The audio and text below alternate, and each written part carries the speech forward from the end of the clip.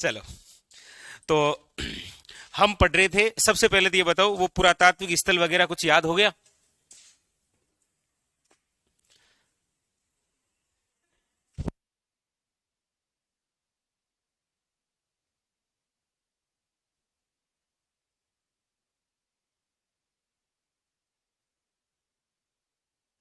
हम दूसरा चैप्टर पढ़ रहे थे राजस्थान पे, यानी राजस्थान में जो जनपद स्थल है उनके बारे में।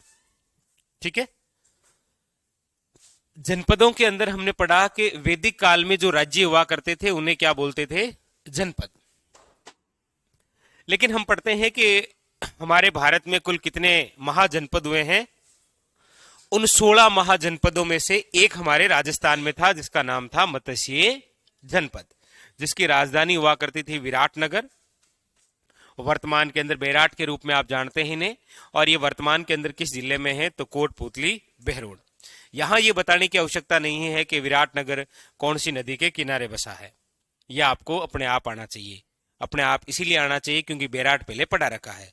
तो बेराट की खोज किसने और कब की थी? बेराट की खोज कब और किसने की थी? शाबाश, दयाराम साहनी और कार्लाइल। तो 1936 के अंदर बेराट स्थल की खोज की गई थी दयाराम शाहनी द्वारा। उत्खनन का कार्य किसने किया था वहां?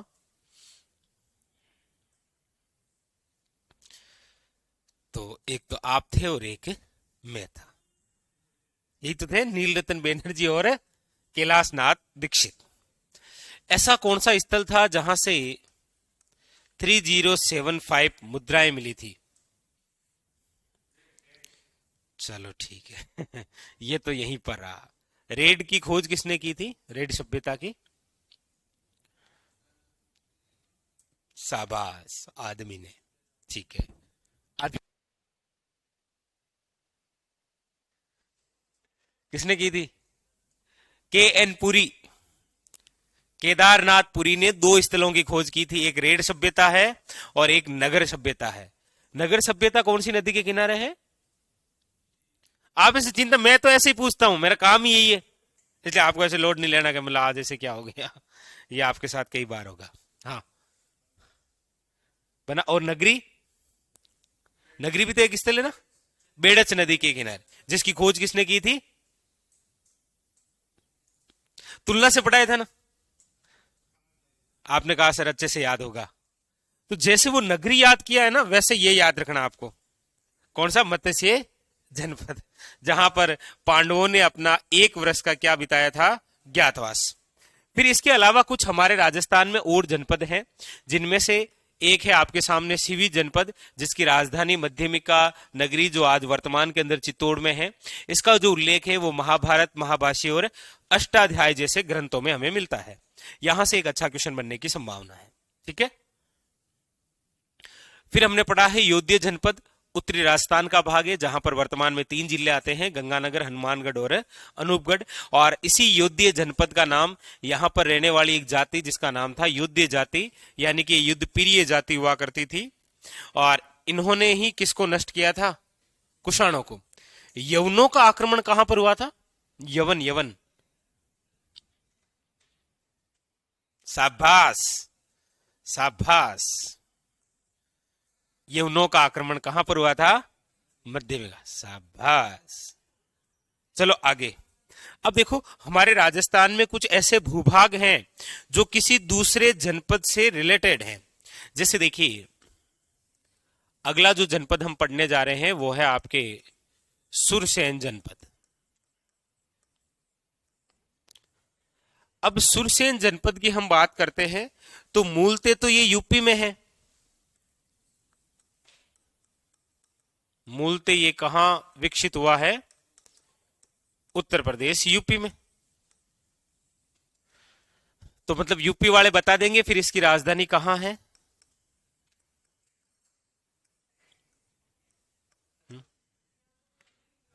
कोई नहीं यूपी वाला। मतलब फिर वो ऐसे, पहले क्या है कि छठी सातवीं में पढ़ते थे ना, तो गवर्नमेंट स्कूलों पहले बहुत शानदार पढ़ाई हुआ करती थी। हर एक बच्चे को आगे बुलाकर प्रतिज्ञा बुलाने का कार्य हुआ करता था। उसमें आप भी बेइज्जत हुए हैं कभी मेरी तरह, मतलब हुए हैं सब। तो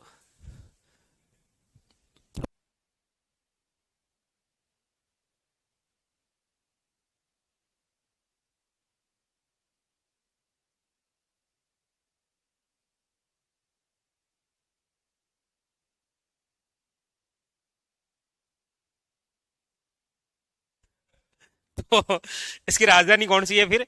सुरसेन जनपद की राजधानी कौन सी है? मथुरा, याद रखिएगा। कौन सी है? मथुरा। और हमारे राजस्थान में इस सुरसेन का भाग कौन सा है? तो देखो, ये राजस्थान का मैप, इसमें देखिएगा यूपी कौन सी दिशा से लगा हुआ है राजस्थान के साथ? कौन सी दिशा से है? तो आप सब जानते हैं पूर्वी दिशा से सटा हुआ है। यानी कि आज वर्तमान के अंदर हम चर्चा करते हैं तो डीग, भरतपुर और धौलपुर, आज वर्तमान के अंदर राजस्थान के 3 जिले किसके साथ सीमा लगाते हैं? यूपी के साथ। यानी कि राजस्थान का कौन सा भाग है सुरसेन जनपद में? तो राजस्थान का जो पूर्वी क्षेत्र है वो किस में आता है? सुरसेन जनपद में। और कौन कौन से जिले हैं?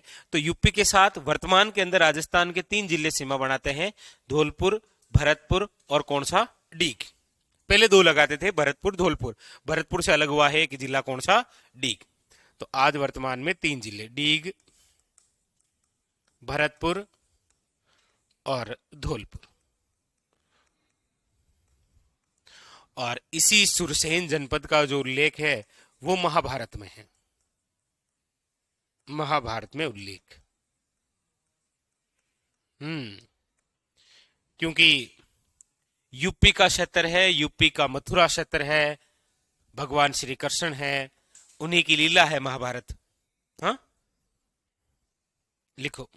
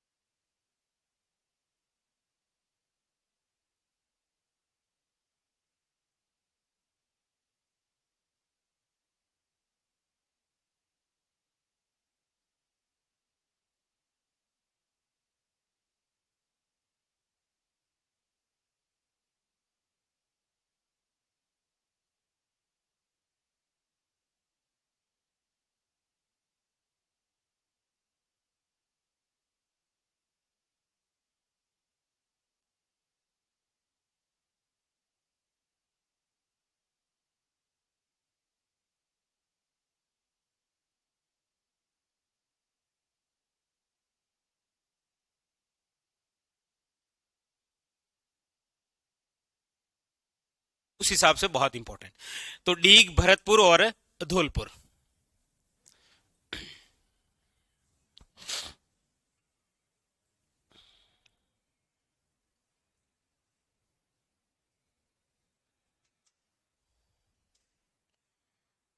देख लिए? तो आपको कितने, एक तो आपको महाजनपद लिखाया है, मत्स्य जनपद इंपॉर्टेंट, उसके अलावा आपको शिवी जनपद, उसके अलावा योध्य जनपद और उसके अलावा सुरसेन जनपद।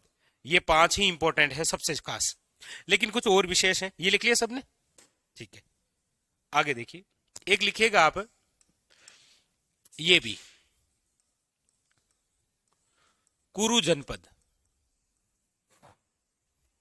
कुरु जनपद, कुरुक्षेत्र, कुरुक्षेत्र महाभारत हुई है ना।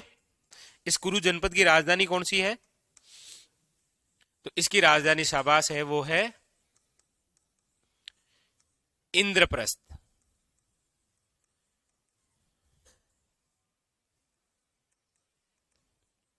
और कुरुक्षेत्र कहां पर है? हरियाणा में। हमारे राजस्थान का जो भाग है इस कुरु जनपद के अंदर, वो है, देखिए, राजस्थान का अलवर, आपके डीग, वे खेड़तल, तिजारा, ये जिसमें भाग आते हैं ना, वो है आपके कुरु जनपद। ठीक है। वैसे भारत में युद्धों की भूमि किसे कहा जाता है? भारत में, तो भारत में युद्धों की भूमि कहा जाता है हरियाणा को। हरियाणा को कहा जाता है ना, इसे क्यों देख रहे हो? भारत में युद्धों की भूमि हरियाणा ही तो है। तराइन और पानीपत दोनों कहां है? हरियाणा में है। राजस्थान में युद्धों की भूमि किसे कहा जाता है? लिखो लिखो। मैं तो ऐसे ही मेरी बातों पे ध्यान मत दिया करो ज्यादा। मैं तो ऐसे ही पूछता रहता हूं, मेरा काम क्या है। हाँ, फिर भी बताया तो करो।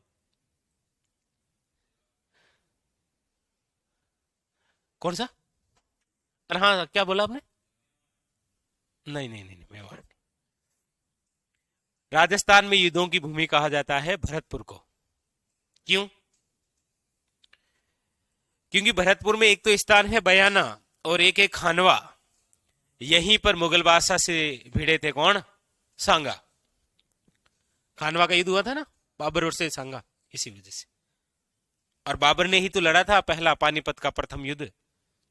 कब हुआ था? हाँ, दिल्ली और हरियाणा का क्षेत्र। पानीपत का प्रथम युद्ध कब हुआ?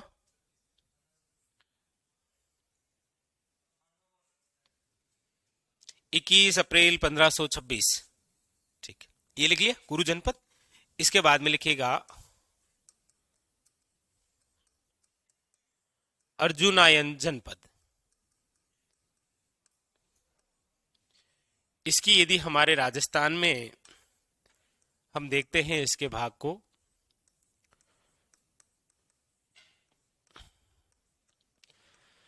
तो राज्य के अंदर भरतपुर, डीग और अलवर, ये आता है इसके अंदर। यहां से वैसे सिक्के भी निकला करते थे।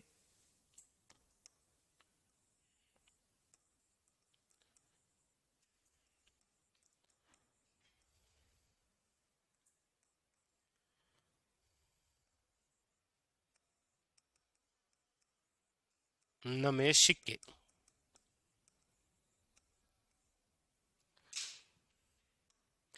एक है आपके सामने राजन्य जनपद।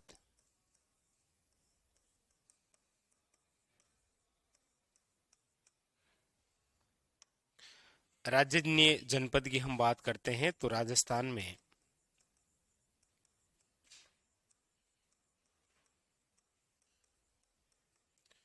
भरतपुर व डीग का क्षेत्र। एक कभी आपने नाम सुना होगा सालव जनपद।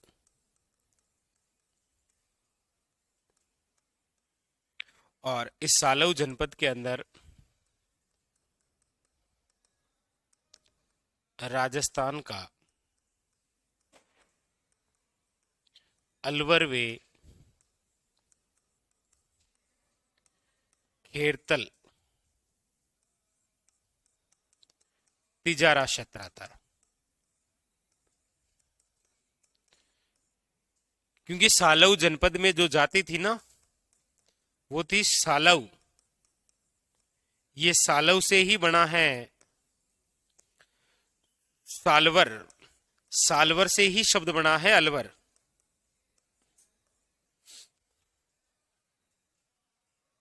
ठीक है, बस ये क्षेत्र विशेष है, कुछ लिख लो बस, कंप्लीट। हाँ, इस नाम से।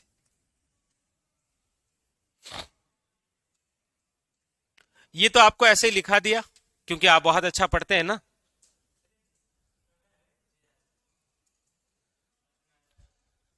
जे भी आ सकता है, न में भी।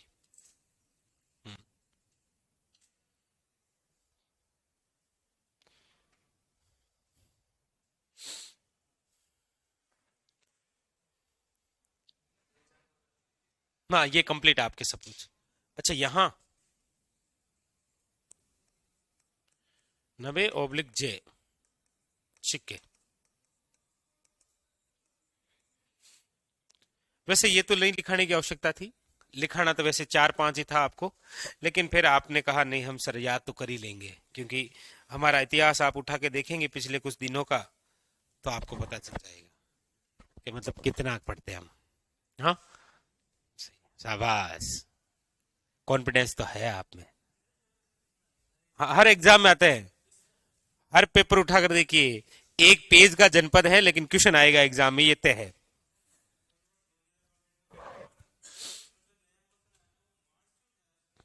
क्यों रे?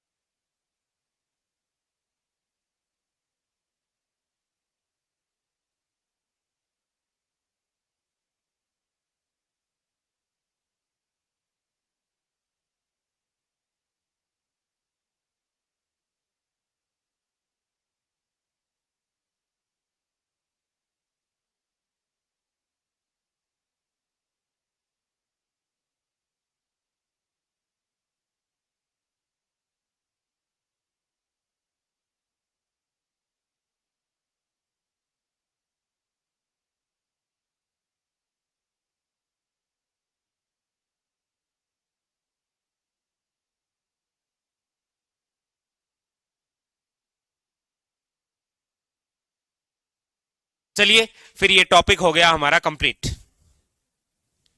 कंप्लीट टॉपिक राजस्थान पुरातात्विक स्थल जनपद, ठीक है। अब हम चर्चा करते हैं एक और नए बिंदु के बारे में। एक ही पेज उसका भी लिखूंगा और उसी एक पेज में से क्वेश्चन आएगा, ये भी कंफर्म है। तो हेडिंग डालिए राजपूतों की उत्पत्ति।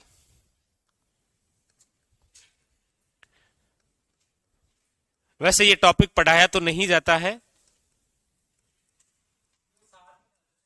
हम्म। राजपूतों की उत्पत्ति।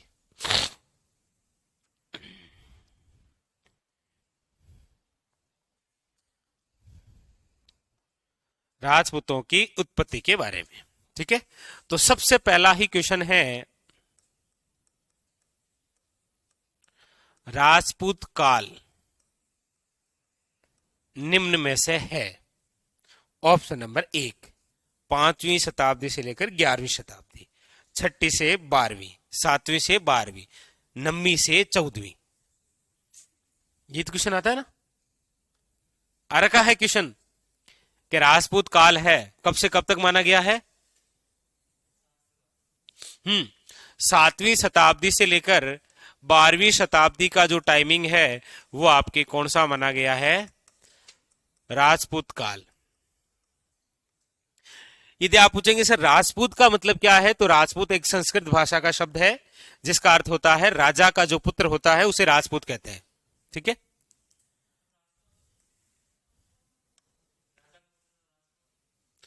तो वो राजपूत कहलाया था।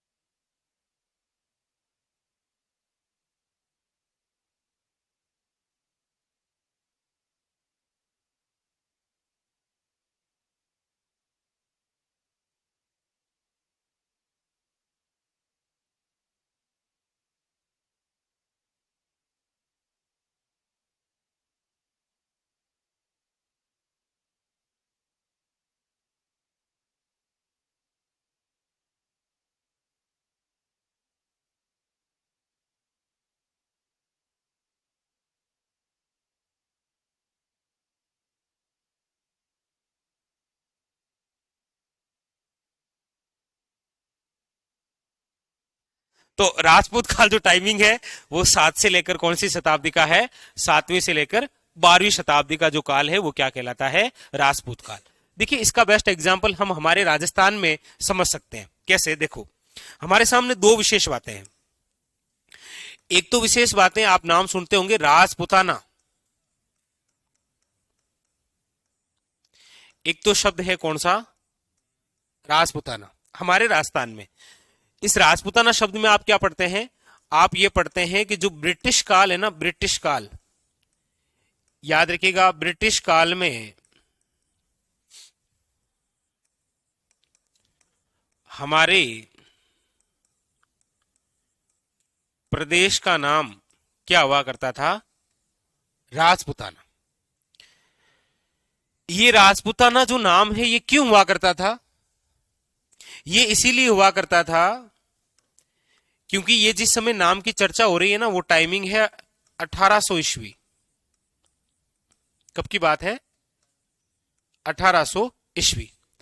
और 1800 ईस्वी के अंदर हमारे राजस्थान में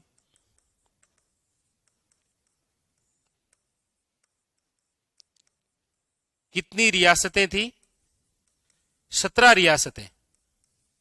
कितनी रियासतें थी? 17। इस 17 रियासतों में से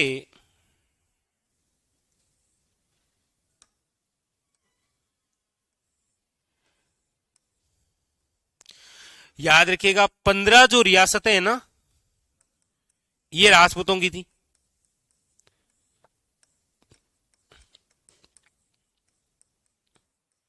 इसीलिए ब्रिटिश काल के अंदर 1800 ईस्वी में हमारे प्रदेश का भी नाम क्या हुआ करता था? राजपुताना। दो जो रियासतें हैं वो जाटों की थी।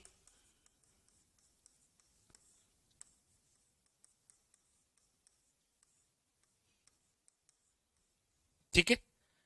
अब यहां पर तो डाउट नहीं है ना कि सर 17 नहीं 19 थी।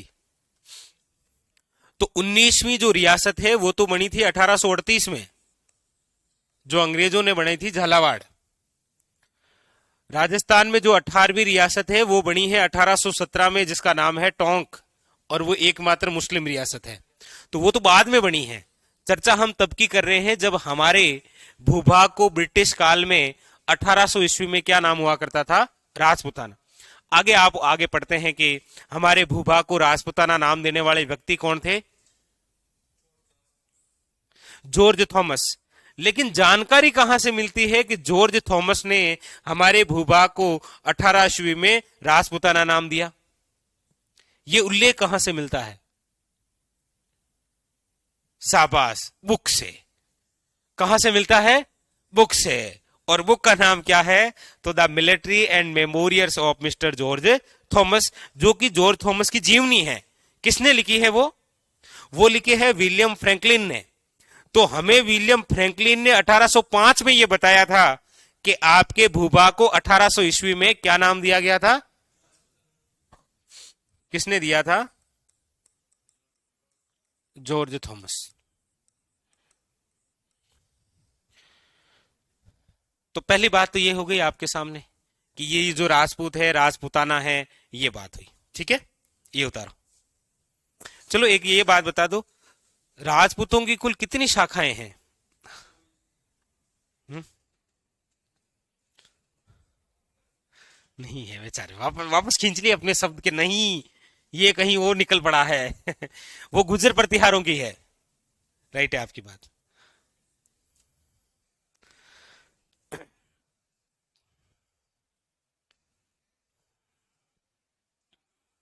नहीं नहीं, वो इस कोई कटवट नहीं होती है, ये आपको ऐसे ही लगता होगा। ठीक है।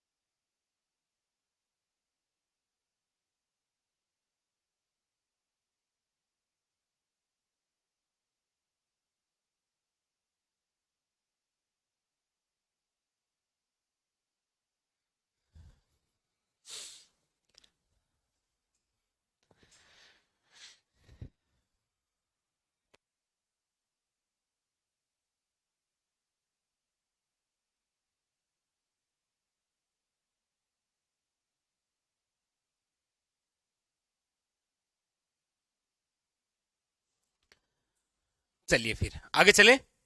अब देखिए आपके मेनली यहां से क्वेश्चन आते हैं, और मैं आपको जो टॉपिक पढ़ा रहा हूं ना, ये राजपूतों की उत्पत्ति, ये हमारे राजस्थान में जितने ओवरऑल राजपूत वंश है ना, उनके बारे में बता रहा हूं।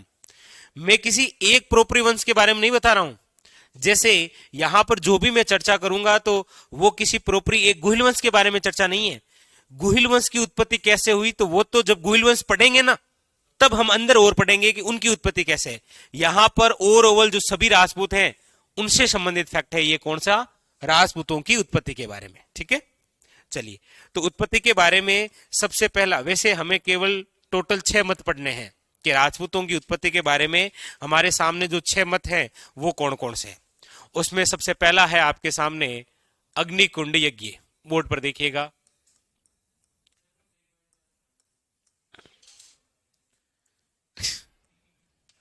अग्निकुंड मत।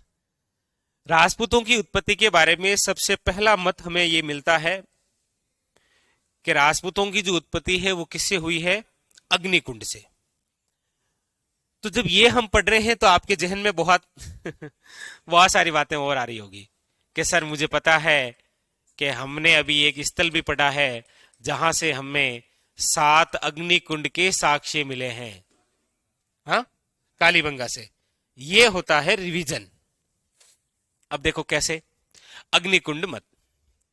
राजपूतों की उत्पत्ति अग्निकुंड मत से हुई है, ये जानकारी हमें जिस पुस्तक से मिलती है, सबसे पहली बात तो उस पुस्तक का नाम है पृथ्वीराज रासो। उस पुस्तक का नाम क्या है, पृथ्वीराज रासो। ये जो पृथ्वीराज रासो नामक पुस्तक है, इस पुस्तक के जो लेखक हैं वो है आपके चंद बरदाई। पुस्तक के लेखक कौन है, चंद बरदाई।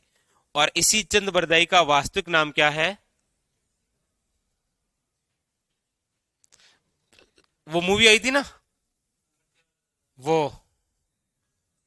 हाँ, दाने दाने में कैसर का दम, विमल पान मसाला, अक्षय कुमार की थी ना वो। तो उसके अंदर ये बताया गया है करेक्टर, सोनू सूद था ना उसमें, उसका क्या नाम था, पृथ्वी भट्ट। ये क्वेश्चन आरएसएस बोर्ड ने एक बार पूछ रखा है कि पृथ्वीराज रासो के जो लेखक हैं चंद बरदाई, इनका वास्तविक नाम क्या है, पृथ्वी भट्ट। इस पृथ्वीराज रासो को पूर्ण जिसने लिखा था ना, पूर्ण किया, वो चंद्र बरदाई का पुत्र था जिसका नाम क्या है, जलहण। ठीक है, ऑप्शन में कभी कल्लण आए ना तो कंफ्यूज नहीं होना है। कल्लण स्वयं एक इतिहासकार है, पता है। और इस कल्लण की एक रचना भी है, राज तरंगिणी। नाम सुना कभी, राज तरंगिणी, जिसमें कश्मीर का इतिहास है, उसके लेखक कौन है, कल्हण।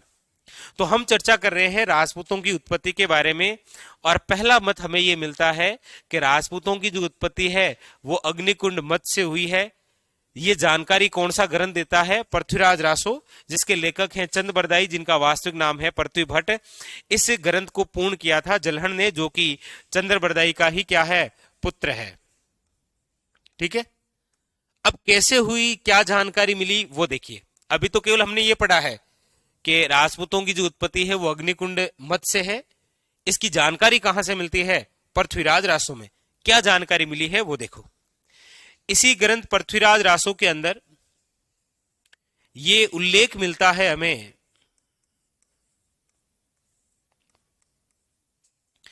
कि एक ऋषि रहा करते थे, एक गुरु, जिनका नाम है गुरु वशिष्ठ। ये वही गुरु है वशिष्ठ जिनकी वजह से ही आप पढ़ते हैं भरत शत्रुघ्न लक्ष्मण राम, इनकी उत्पत्ति हुई है। ये वही गुरु वशिष्ठ है। जब आप रामायण पढ़ेंगे तो इनका नाम वहां जरूर सुनेंगे। तो इस पृथ्वीराज रासो में यह बताया गया है कि जो गुरु वशिष्ठ थे, इसी गुरु वशिष्ठ ने आबू पर्वत, आबू पर्वत कहां पर है, सिरोही में, आबू पर्वत पर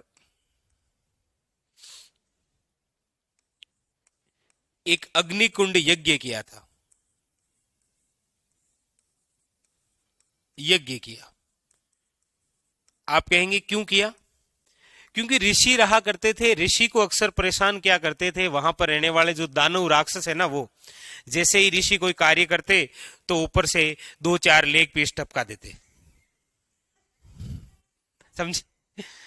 अब पुरानी मूवियां देखेंगे ना आप तो मिलेगा आपको कि ऋषि बैठे हैं और वो हवन कर रहे हैं, दानव आएंगे और उनके ऊपर आकर डांस करेंगे।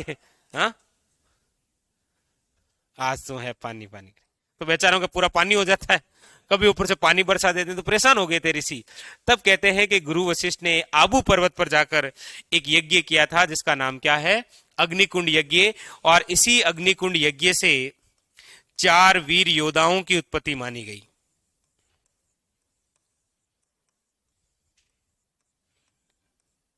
4 वीर योद्धा कर्म से, कौन कौन से?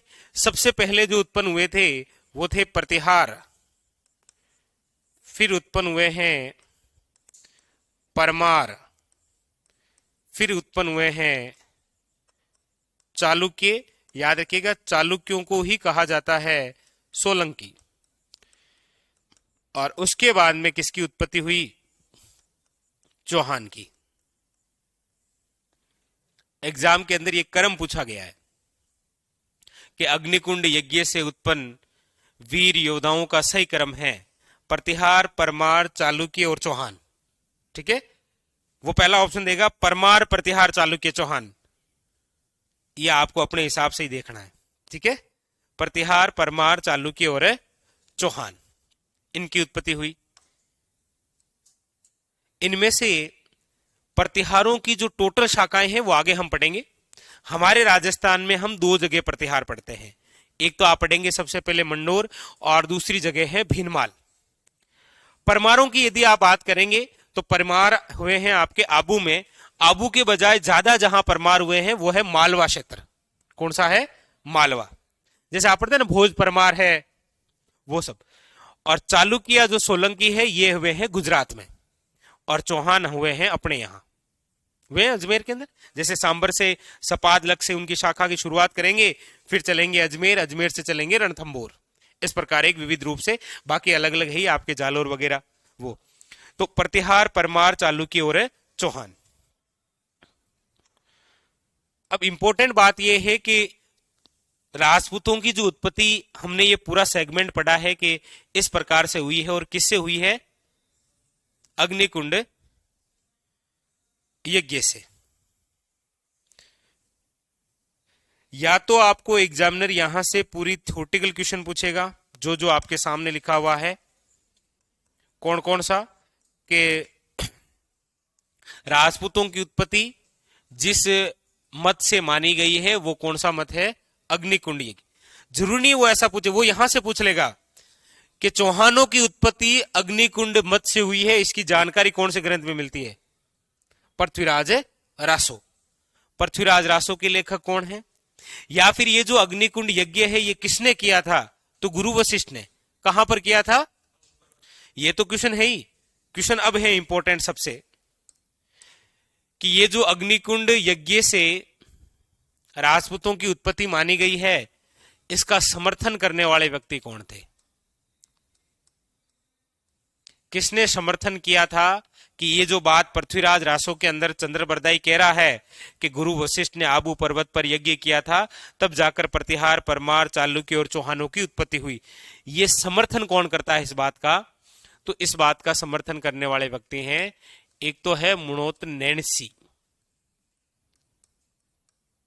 एक तो है मुणोत नैणसी, और दूसरा है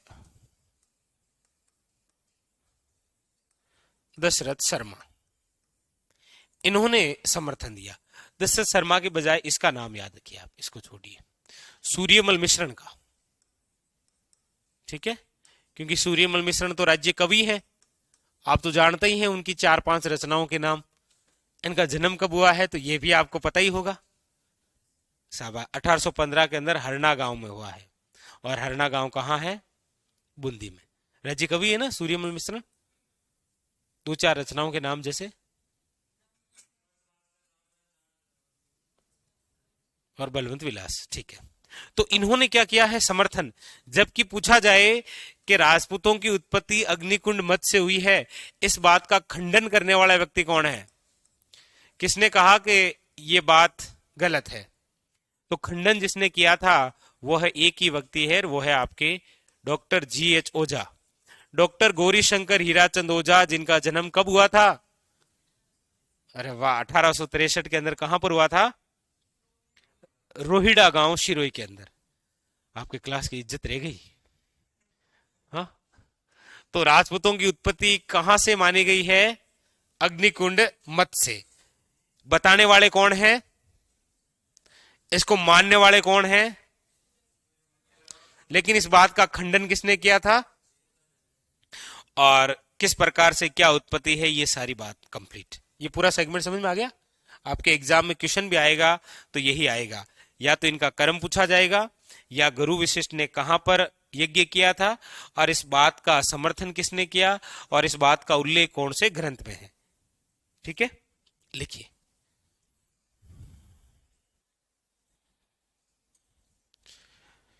गुरुजी, अग्निकुंड योद्धा उत्पन्न होते तो शादी करने की क्या जरूरत थी? शादी केवल बच्चे पैदा करने के लिए नहीं होती है, भोला आदमी। ऐसा किसने बताया तुम्हें? हाँ, मोदी जी ने शादी की थी क्या बच्चे पैदा करने के लिए की थी क्या? लेकिन देश के प्रधानमंत्री हैं वो। हाँ? आपको ऐसा क्यों लगता है?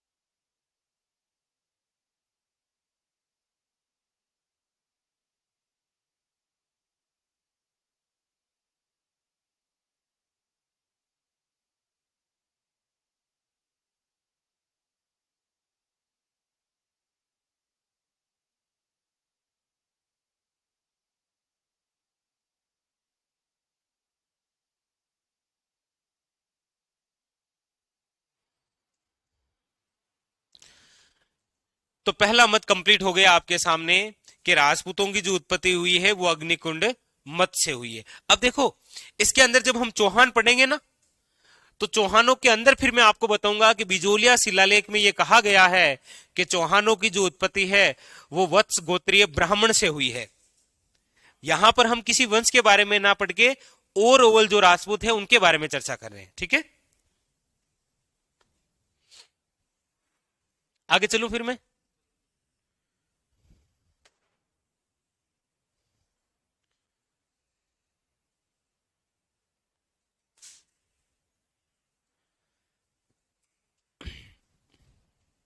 चलिए आगे बढ़े हम। सबने लिख लिया? तो पहला मत कंप्लीट, कल आते ही पूछूंगा ये सारे। दूसरा जो है वो है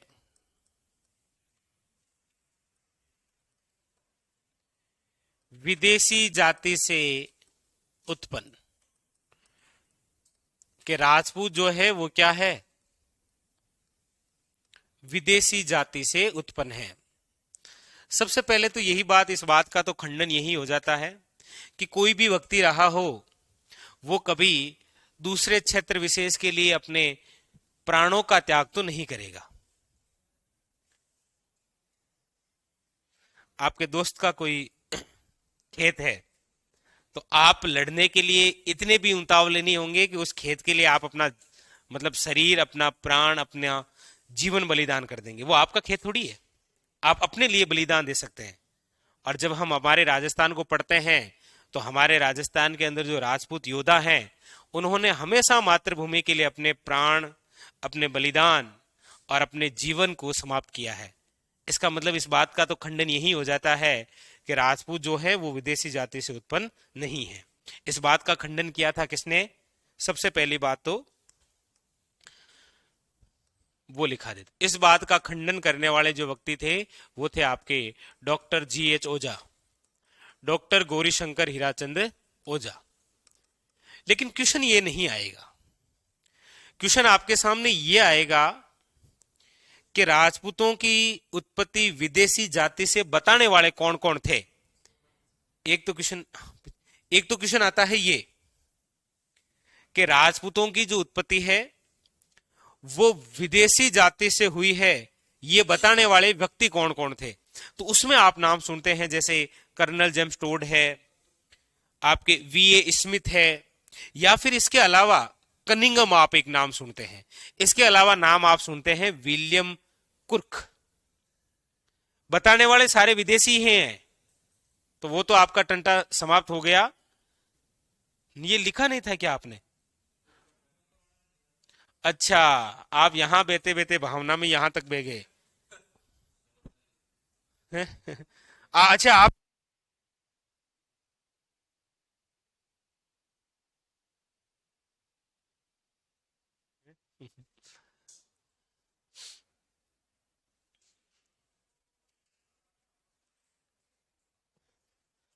चलिए, अब तो लिख लिया ना। अब देखो कि राजपूतों की जो उत्पत्ति है वो विदेशी जाति से उत्पन्न हुए हैं, लेकिन इस बात का सर्वप्रथम खंडन किसने किया था? Doctor G.H. ओझा ने। लेकिन विदेशी जाति से उत्पन्न हुए हैं राजपूत, ये बताने वाले व्यक्ति कौन कौन थे? तो याद रखिएगा, किसने बताया? तो बताने वाले जो व्यक्ति थे उनमें नाम मिलता है हमें, देखो, कर्नल जेम्स टोड,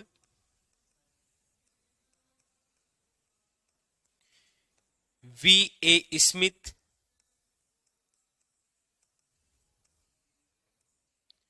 बताने वाले व्यक्ति थे कनिंगम,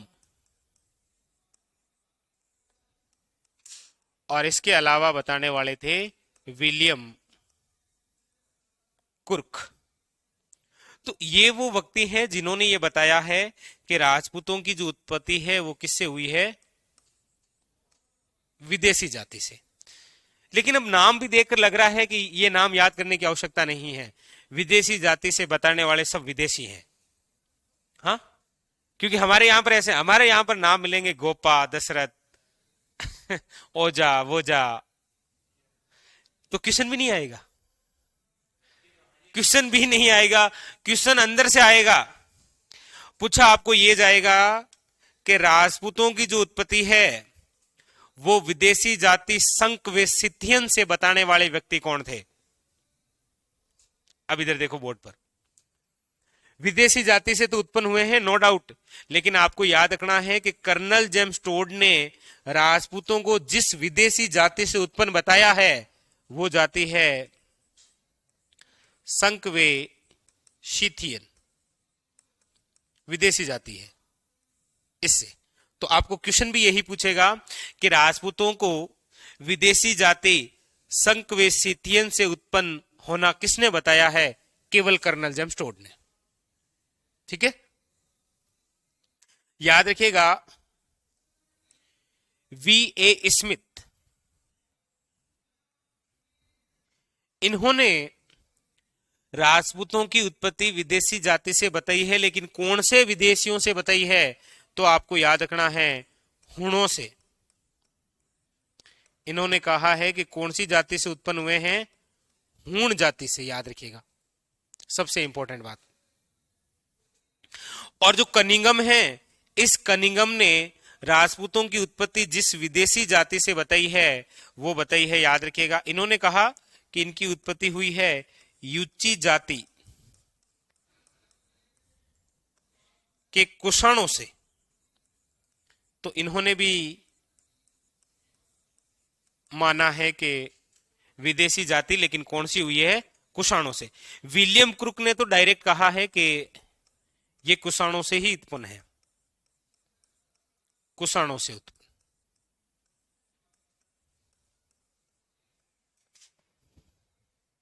बात आई समझ में? क्या आई?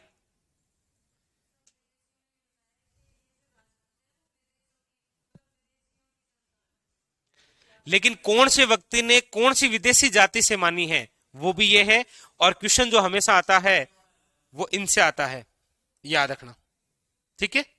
यहां से क्वेश्चन आ जाए तो वो तो आपकी अच्छी किस्मत, लेकिन आपको आपके किस्मत का पता है, तो मतलब यहां से आएगा। ठीक है, उतारिए ना, विदेश थी।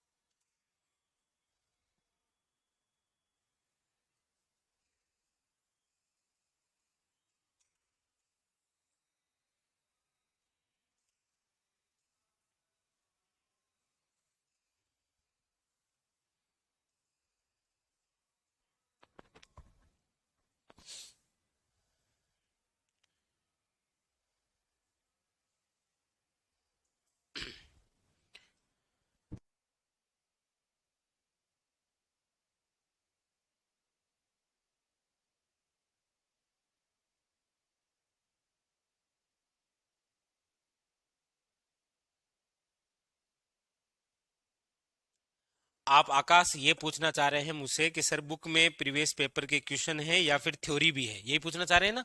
जीके तो है ही वो, तो जो प्रश्न दे रखे हैं उसकी पूरी व्याख्या भी दे रखी है, ठीक है।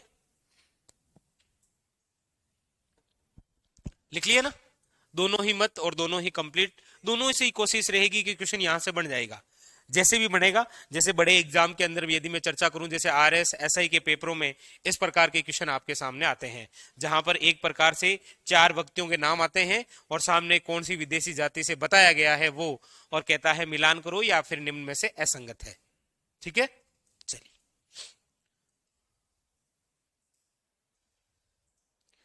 क्लियर। तो एक तो क्वेश्चन ये बनता है कि राजपूतों की उत्पत्ति विदेशी जाति से उत्पन्न मानी गई है, इस बात का खंडन किसने किया था?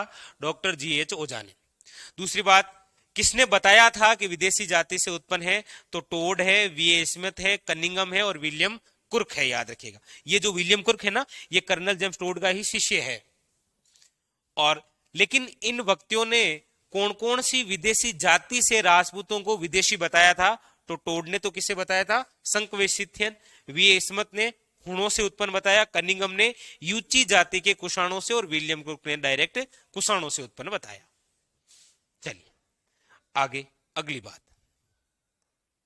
नंबर 3, राजपूतों की जो उत्पत्ति है, राजपूतों को जो है वो माना गया है वैदिक आर्य की संतान।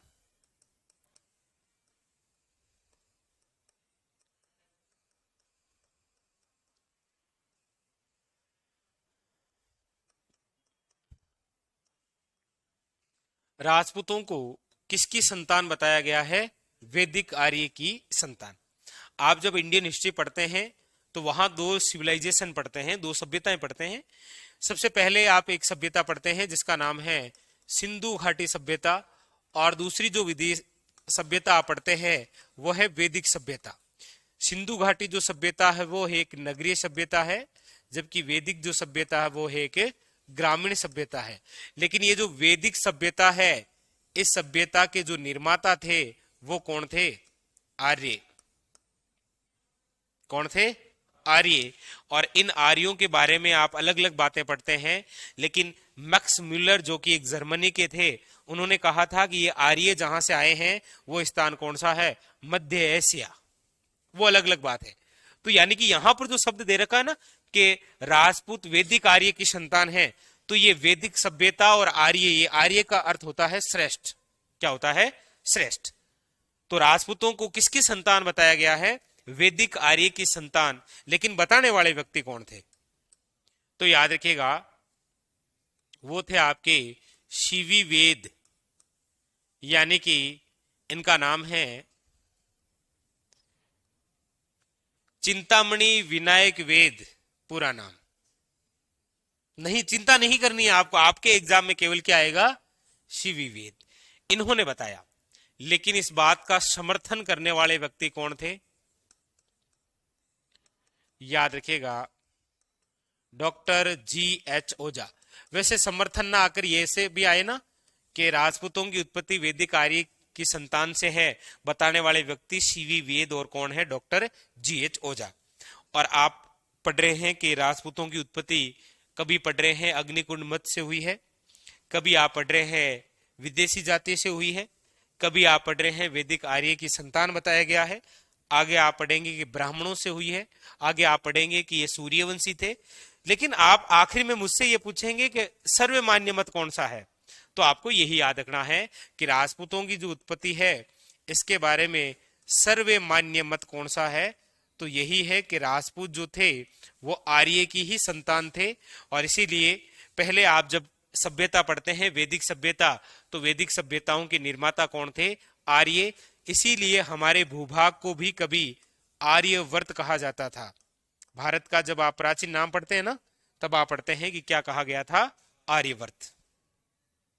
और वैदिक सभ्यता वही टाइमिंग है जिस समय हमारे वेद आए थे। जो 4 वेद है ना, उनका टाइमिंग भी इसी के समकालीन है। आपको तो बस ये याद रखना है। उतारी।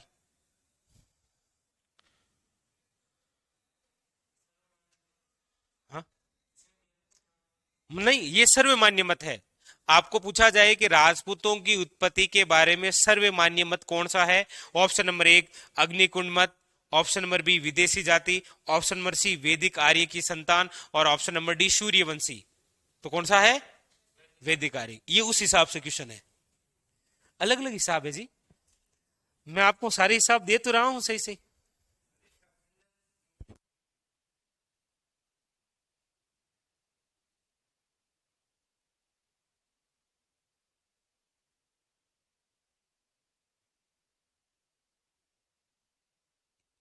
इस कनिंगम जो नाम आया था ना अभी, उस कनिंगम ने किस विभाग की स्थापना की थी? हाँ, भारतीय पुरातात्विक सर्वेक्षण विभाग 1861।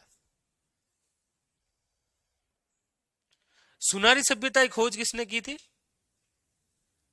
मतलब ऐसे पूछ रहा हूं मैं, तो ऐसे ज्यादा लोड नहीं लेना आपको, ऐसे मतलब चिंता नहीं करनी है। चेहरे पे ऐसे शिकन नहीं आनी चाहिए, ऐसे सोचना बिल्कुल नहीं है। हाँ, ऐसे मुस्कुराओ।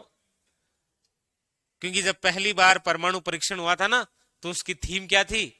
बुद्ध मुस्कुराए। पता है ना? दूसरी बार हुआ तो उसकी क्या थीम थी? बुद्ध फिर मुस्कुराए। हाँ,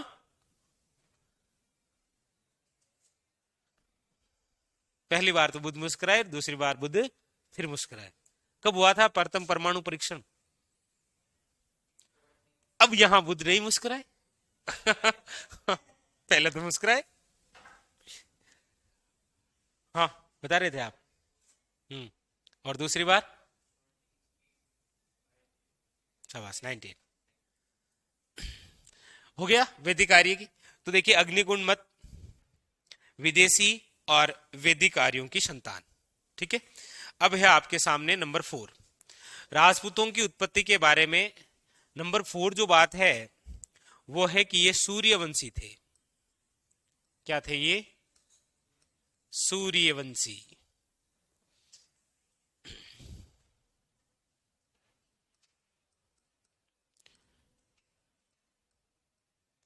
लेकिन एक बात मैं आपके सामने यहां और वो है ब्राह्मणों से उत्पन्न।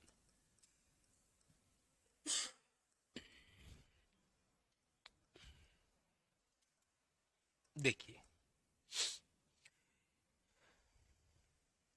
आपको नहीं लगता जब इतनी सारी बातें हो रही है कि अग्निकुंड मत से हुई है, विदेशियों से हुई है, आपके सूर्यवंशी बताया जा रहा है, ब्राह्मणों से उत्पन्न है, वैदिक आर्य की संतान है, जब सब लोग अलग अलग बता रहे हैं, कोई ना कोई तो ऐसा बंदा आकर कहेगा कि आप सभी ऐसे झगड़ा क्यों कर रहे हैं कि इनकी उत्पत्ति ऐसे हुई है, कोई कह रहा है ऐसे हुई है, कोई आकर कहेगा कि सबसे हुई है। इसका मतलब एक बंदा आकर इन सब विवाद को समाप्त करेगा और वो कहेगा टेंशन मत करो, सबसे हुई है। वो है वो है मिश्रित मूल, मिश्रित मूल सिद्धांत। उन्होंने कहा कि आप झगड़ा मत करो, सबसे हुई है, बस जीवन में ऐसा बनना है। ठीक है,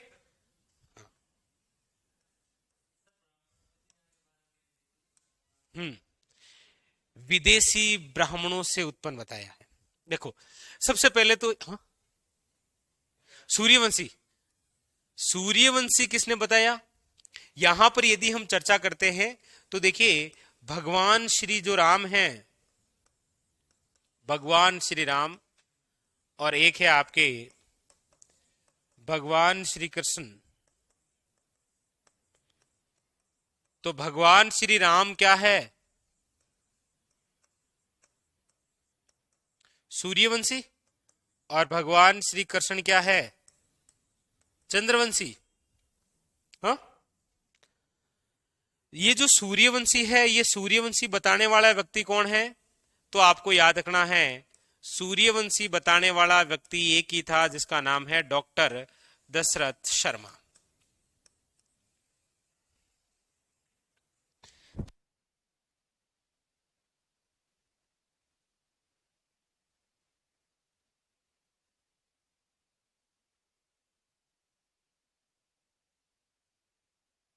सी है,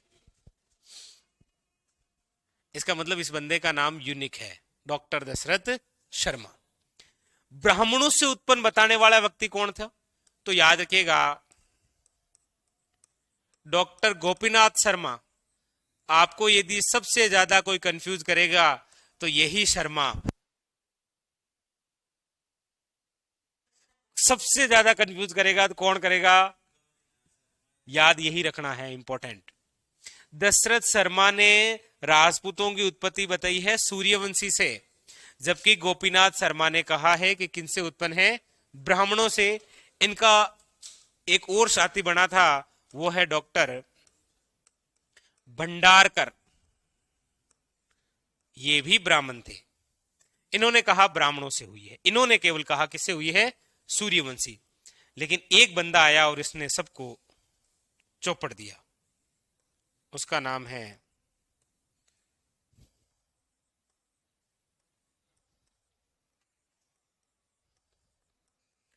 चट्टोपाध्याय। इन्होंने कहा सबसे हुई है। ये अच्छा लग रहा है ना आपको? शाबाश, लिखो। बस, राजपूतों की उत्पत्ति के बारे में हमें ये 6 सिद्धांत मिलते हैं।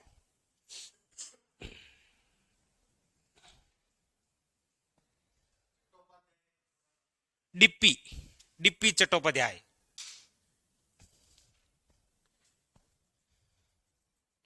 आपको कोशिश यही करनी है कि जो आखिरी के शब्द होते हैं ना, उनको पकड़ना है। ठीक है,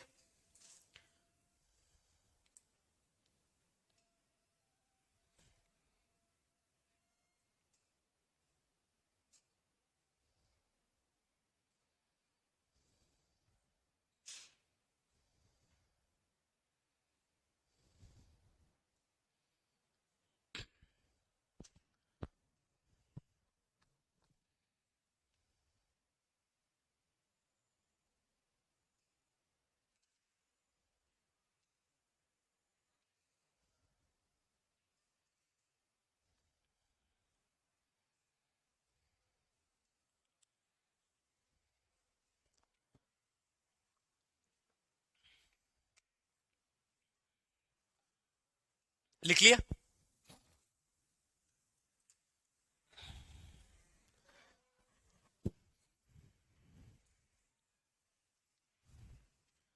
हमारे राजस्थान में ये दोनों ही के वंशज हैं। भगवान श्री राम के भी वंशज हम पढ़ेंगे और भगवान श्री कृष्ण के भी वंशज पढ़ेंगे। राम के तो वंशज सारे ही हैं। आपको बताना यह है कि राजस्थान में ऐसे कितने वंश हुए हैं जो भगवान श्री कृष्ण के वंशज हैं, और दूसरा इनके नाम से है, यादव। दो वंश आप पढ़ते हैं, एक यादव पढ़ते हैं जो कि हम करौली में पढ़ेंगे, और एक भाटी पढ़ेंगे जो भटनेर और जैसलमेर में दो जगह आप पढ़ते हैं। एक और है sir, doctor Dashrath Chauhan. Doctor Dashrath Sharma की ही पुस्तक है, द अर्ली चौहान डायनेस्टीज। ठीक है, तो बस बता तो दिया। ठीक है, मामला याद रखना है आपको, या और याद आपको हो जाता है, करना नहीं पड़ता, ये एक ठीक बात है। नहीं, याद अपने आप होता है। चलिए फिर इसी खुशी में आगे बढ़ते हैं, और इसी खुशी में हम किसका इतिहास पढ़े सबसे पहले?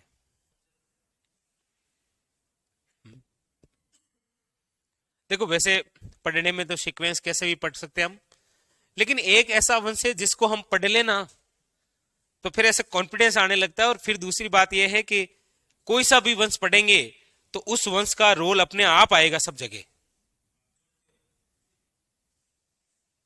समझ रहे हैं आप? तो पहले हम सोच रहे हैं कि उसी का इतिहास पढ़ें, क्योंकि किसी का इतिहास पढ़ेंगे तो वो जरूर आएंगे बीच में, क्योंकि मेनली तो वही है। राजस्थान को हिंदू सूरज या हिंदवा सूरज या आज इंडियन हिस्ट्री में पढ़ा जाता है सबसे इंपॉर्टेंट, तो एक वंश की वजह से पढ़ा जाता है, और वो है मेवाड़। मेवाड़ की वजह से तो हम सोच रहे हैं कि हम आपको पहले मेवाड़ पढ़ा दें, मेवाड़ के बाद में सारी वंश पढ़ने हैं हमें, क्योंकि ये वो वंश है जिसका संबंध हर एक वंश से रहेगा। राठौड़ पढ़ेंगे तो वहां मेवाड़ वाले आ जाएंगे, इधर कछाव पढ़ेंगे तो ये भी पढ़ेंगे, गुजर प्रतिहार पढ़ेंगे तो उसमें भी इनका रोल है। ठीक है, तो इसीलिए सबसे पहले हम यही पढ़ेंगे। तो आप हेडिंग लगाइए, मेवाड़ का इतिहास।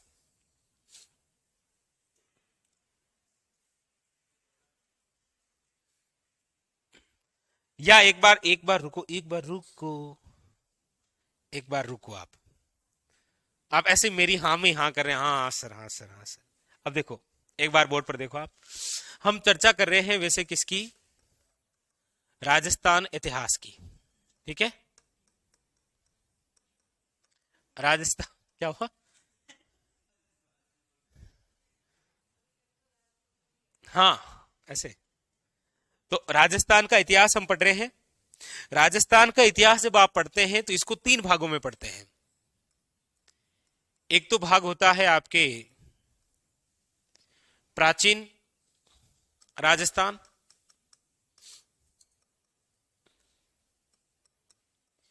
एक आप पढ़ते हैं मध्यकालीन राजस्थान, और एक आप पढ़ते हैं आधुनिक राजस्थान।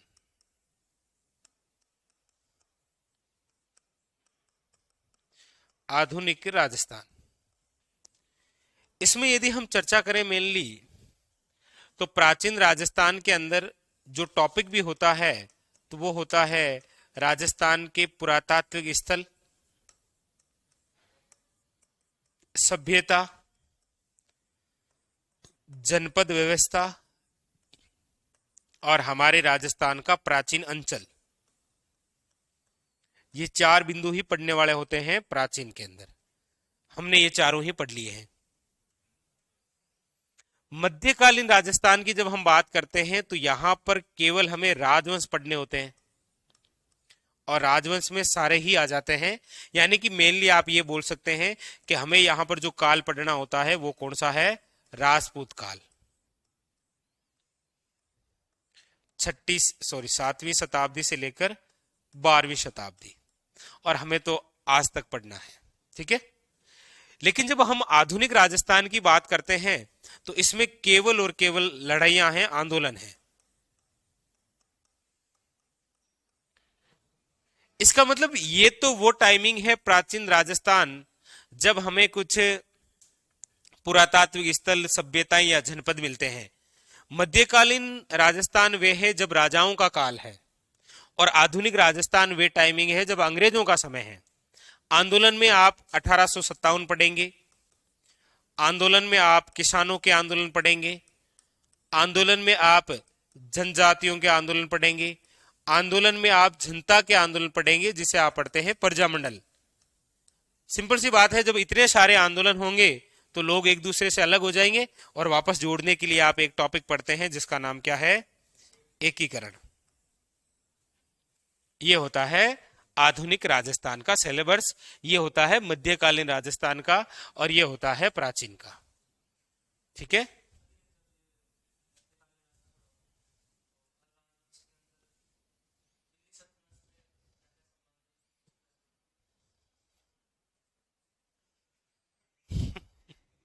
पढ़ा दे।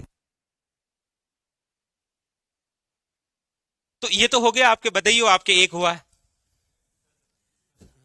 ये तो हो ही गया ना। हाँ बोलो, यस हो गया।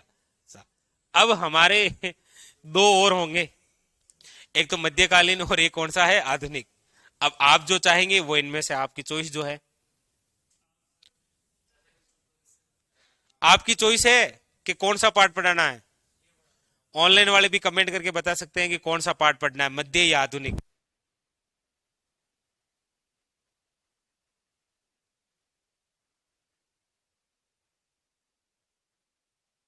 चलो ठीक है, शाबाश। चलो आपकी फिर मांग है, यही भरते हैं। हेडिंग डालो, मध्यकालीन। मध्यकालीन, और ये मध्यकालीन का आपको पहला बिंदु पढ़ा दिया मैंने, राजपूतों की उत्पत्ति। ठीक है, चलो फिर हेडिंग डालो, केवल मेवाड़ का इतिहास।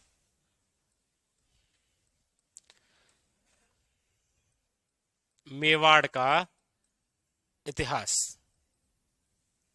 क्या हुआ?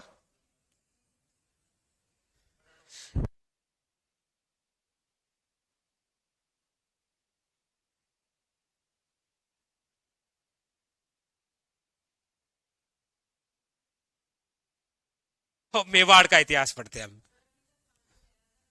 हाँ, मेवाड़ का इतिहास।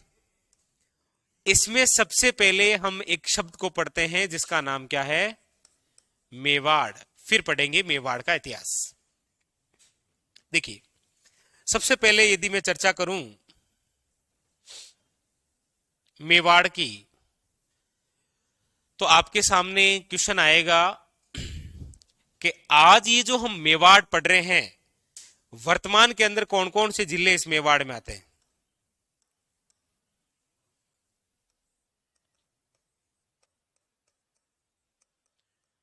वर्तमान में क्षेत्र, भाई पता होना चाहिए ना कि आप मेवाड़ पढ़ रहे हैं, नो डाउट अच्छी बात है। लेकिन पहले ये बताइए कि आप ये जो मेवाड़ पढ़ रहे हैं, ये वर्तमान का कौन सा क्षेत्र है मेवाड़, फिर ही तो आइडिया रहेगा। तो मेवाड़ के अंदर यदि आज हम चर्चा करते हैं कौन कौन सा क्षेत्र आता है, तो देखिए उदयपुर है, उदयपुर से ही अलग होकर एक जिला बना है सलुम्बर। यहीं पर एक क्षेत्र है जिसका नाम क्या है, चित्तौड़गढ़। यहीं पर एक क्षेत्र है जिसका नाम क्या है, राजसमंद। यहीं पर एक क्षेत्र है जिसका नाम क्या है, भीलवाड़ा। आप देखेंगे कि ये सारे जो जिले हैं वो एक संभाग में आते हैं वर्तमान में, और उस संभाग का नाम है उदयपुर संभाग। लेकिन इसमें एक और क्षेत्र भी है जिसका नाम है शाहपुरा। आगे चलकर हम पढ़ेंगे कि 1631 के अंदर मेवाड़ से अलग एक रियासत बनेगी जिसका नाम है शाहपुरा रियासत, वो आगे की बात है। ठीक है, तो ये क्षेत्र आते हैं आज वर्तमान मेवाड़ में। ठीक है, दूसरी बात, इस मेवाड़ को जब आप पढ़ते हैं महाभारत के समय,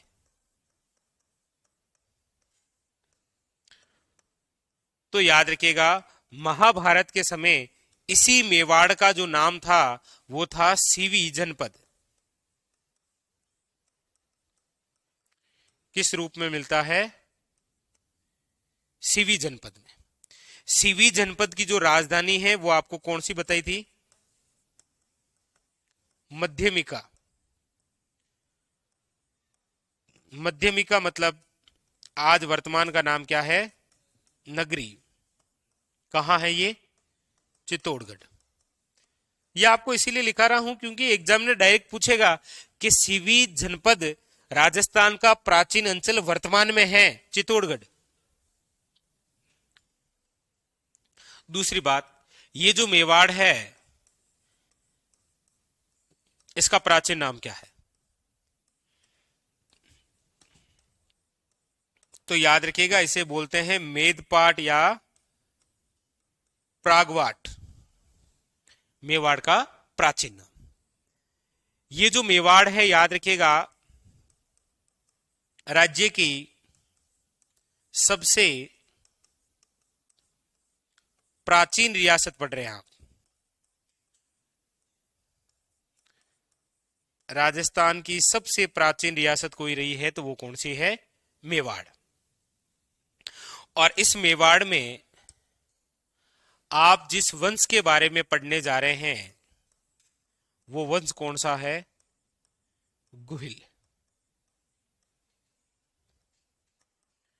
या इसी का दूसरा नाम क्या मिलता है? सिसोदिया।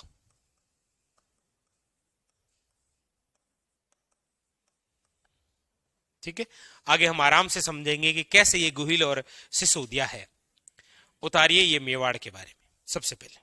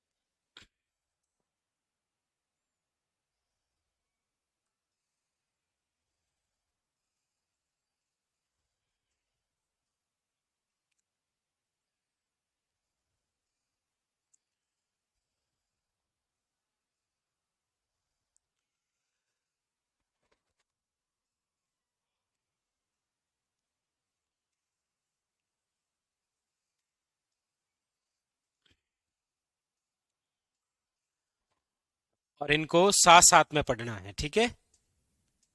जैसे आप बाकी वाले टॉपिक साथ साथ में याद कर लेते हैं ना, वैसे इसको याद करना है क्योंकि इतने सारे राजा पढ़ेंगे कि फिर कभी फर्स्ट आ रहा है, कभी सेकंड आ रहा है, कभी तृतीय आ रहा है। ऐसे थोड़ी होता है, ऐसे कौन करता है भाई? तो ऐसे मेवाड़ के शासक करेंगे।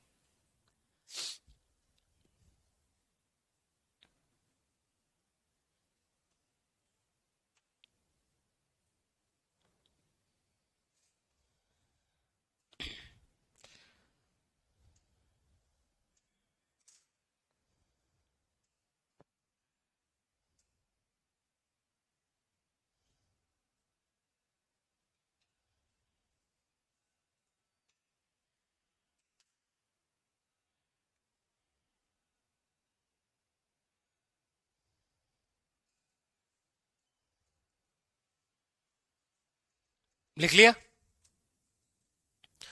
तो ये हम जो पढ़ रहे हैं मेवाड़ का इतिहास, उसमें मेवाड़ की जानकारी है, ठीक है? अब मेवाड़ में किस वंश का इतिहास पढ़ना है हमें? तो अगली बात थोड़ी गुहिल वंश की करते हैं, फिर राजाओं की हम बात करेंगे, ठीक है?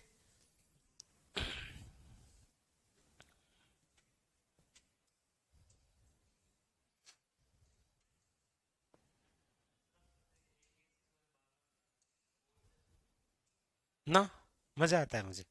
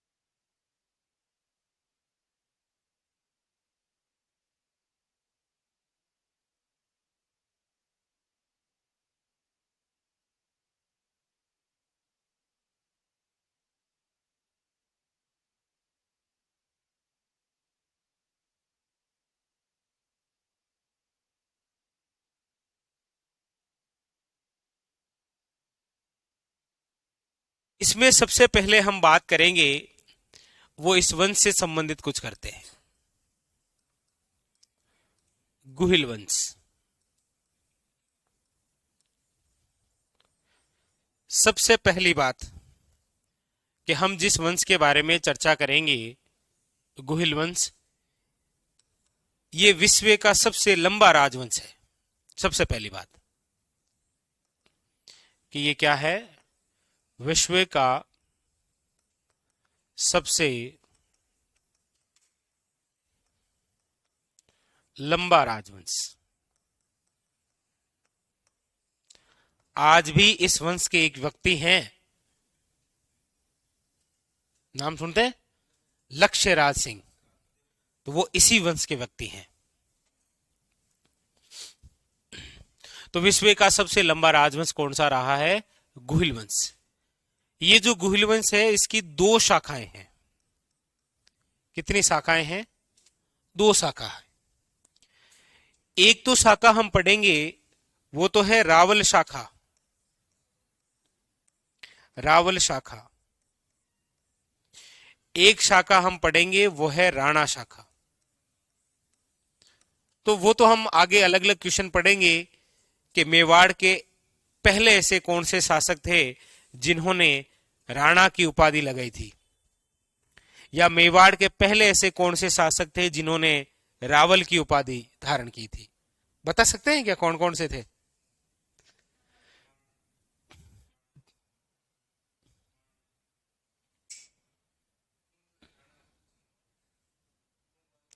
राणा की उपाधि धारण करने वाला पहला व्यक्ति ही वही है, राणा हमीर सिसोदिया, जो सिसोदिया वंश का फाउंडर है, जहां से उसकी शुरुआत होगी। रावल उपाधि धारण करने वाला पहला व्यक्ति ना तो गुहिलादित्य है, ना बप्पा रावल है। बप्पा रावल वो उसके पीछे लग रहा है, रावल उपाधि हमेशा आगे लगती है, लगती है ना। ये एक यूनिक पॉइंट है, मैं बाद में बताऊंगा आपको, अभी नहीं बताऊंगा।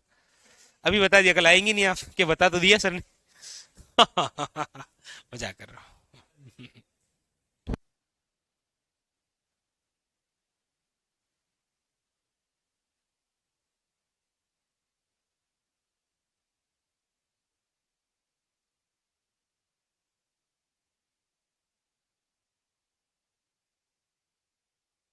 मतलब जो लगातार वंश चला आ रहा है, फिर उसमें दो शाखाएं बनेगी, मतलब वहां पर पहले पहले व्यक्ति होंगे, बाकी जहां से शुरुआत है वो तो गोइल वंश है ही।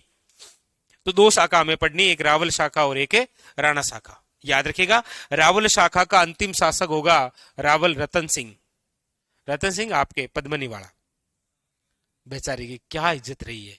रतन सिंह को हम जानते हैं कि वो पद्मनी का है। रतन सिंह भी नाम हम किस वजह से जानते हैं, पद्मनी के हैं तब। जबकि रतन सिंह खुद बहुत शक्तिशाली राजा रहे हैं। उन्होंने दिल्ली सल्तनत के अंदर, जिसे द्वितीय सिकंदर कहा जाता है, अलाउद्दीन खिलजी, उसको पराजित किया था। लेकिन उसको भी किसकी वजह से याद करते हैं, पद्मिनी की वजह से। और वो भी एक ऐसी रचना जो कभी 1540 में लिखी गई थी, जबकि घटना 1300 की थी। सोचो, आज आप जो हैं, और आज आप जो हैं, आगे चलकर 30 साल के बाद में आप अपने बारे में कुछ लिखेंगे तो सिंपल सी बात है, ऐसा थोड़ी लिखेंगे एक बार मैं रोड पे खड़ा था, टैक्सी आई नहीं, मैं 5 किलोमीटर पैदल गया, ये थोड़ी लिखेंगे। आप लिखेंगे मैं खुद आया करता था गाड़ी लेकर, जबकि आप लटक के आते थे। कौन लिखेगा किसके बारे में, ऐसी बात कौन लिखता है भाई।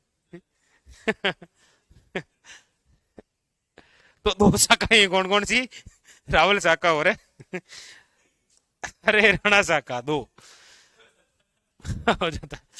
अच्छा, दूसरी बात, ये जो गुहिल वंश है, इस गुहिल वंश के संस्थापक कौन है, फाउंडर।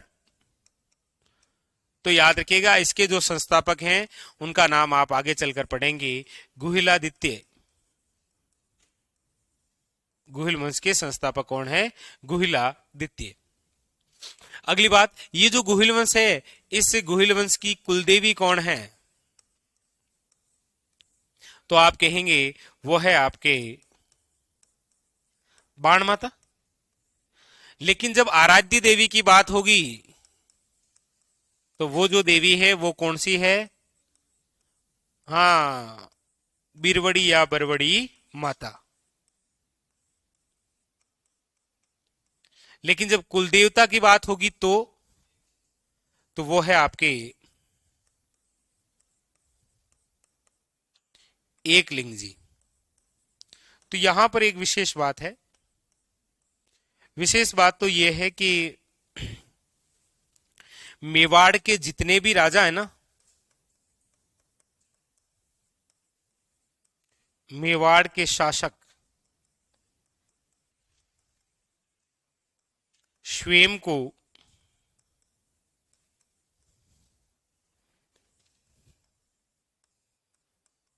एकलिंग जी का दीवान मानते हैं। क्या मानते हैं?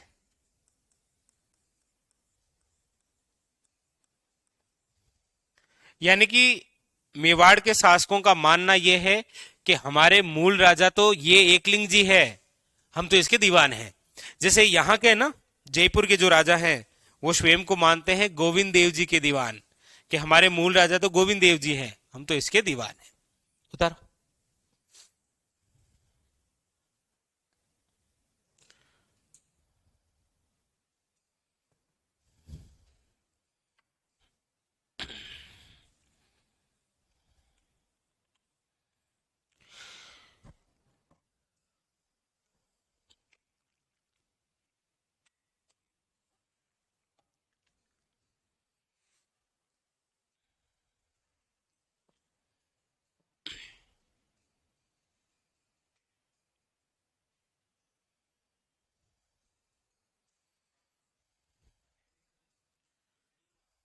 बिरबड़ी।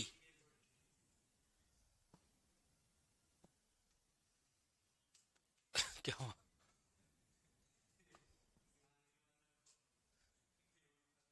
अरे नहीं, नहीं भाई।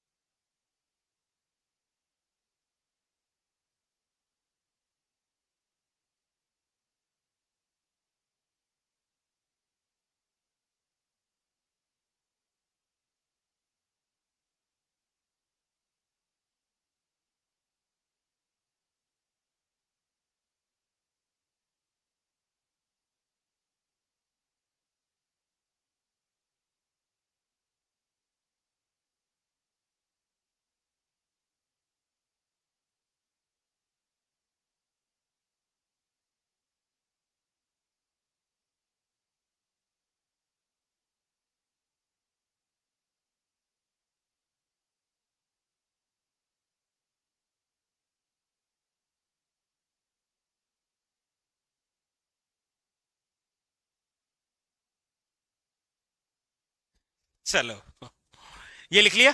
तो पहली बात तो मेवाड़ का इतिहास में मेवाड़ की बात हुई, फिर मेवाड़ में कौन सा वंश पढ़ रहे हैं तो उसकी बात हुई। ठीक है, आगे अब हम ये चर्चा करते हैं कि हम जो पढ़ रहे हैं गुहिल वंश, इस गुहिल वंश की शाखाओं के बारे में। गुहिल वंश की शाखाएं।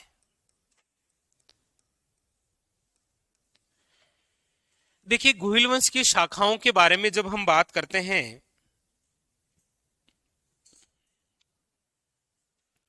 तो हमारे जहन में तीन व्यक्तित्वों के नाम आते हैं। तीन व्यक्ति कौन कौन से? देखिए, एक तो है कर्नल जेम्सटोड,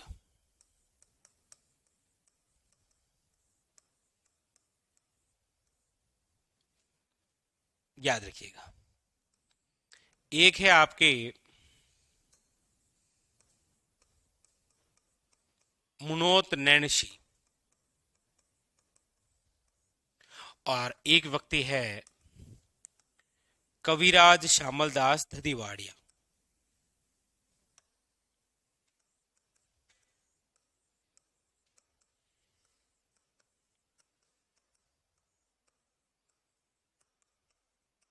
कविराज श्यामल दास धदीवाड़िया, है ना। इनमें से एकमात्र ऐसा कौन सा इतिहासकार है जिसको अंग्रेजों ने केसर हिंद की उपाधि से नवाजा था? कौन सा है? श्यामल दास। देखो, कर्नल जेम्स टोड ने क्या है, कर्नल जेम्स टोड ने गोहिल वंश की टोटल 24 शाखाओं का वर्णन किया है। टोड ये कहता है कि गोहिल वंश की कुल कितनी शाखाएं हैं? 24। जबकि मुणोत नैणसी ये कहता है कि 24 नहीं है, ये है 26। कितनी शाखा है? जबकि कविराज श्यामलदास धदीवाड़िया कहता है 36।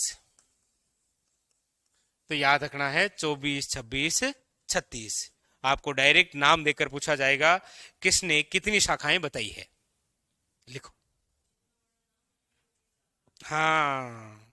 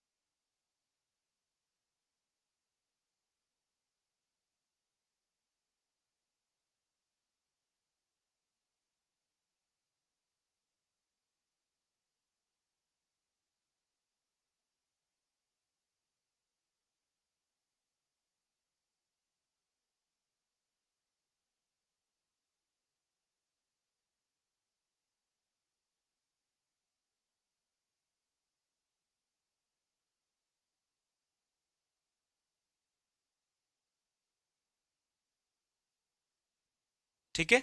तो एक ये भी आपको याद रखना है कि कर्नल जेम्स टोड ने गोहिल वंश की कितनी शाखाओं का उल्लेख किया है? 24 का भी किया है।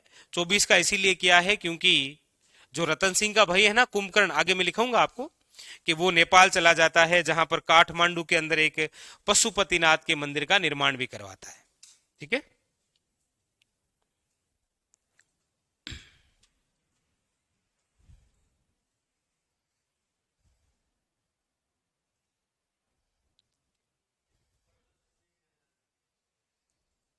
दोनों का ही उल्लेख मिलता है, 24 और ओब्लिक 26।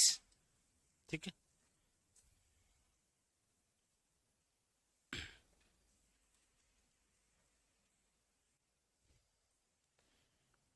अब क्या है कि इसमें जैसे गुर्जर प्रतिहार पढ़ेंगे ना, तो वहां पर मुणोत रेणसी ने गुर्जर प्रतिहारों की शाखाओं का उल्लेख किया है, अलग अलग शाखाओं का। सबसे पहले हमने जो पढ़ा था राजपूतों की उत्पत्ति, वो ओवल राजपूत थे। उनमें पहला वंश कौन सा है? तो अब हेडिंग लगाइए गुहिल वंश की उत्पत्ति, ये लिख लिया। अब हेडिंग डालिए गुहिल वंश की उत्पत्ति।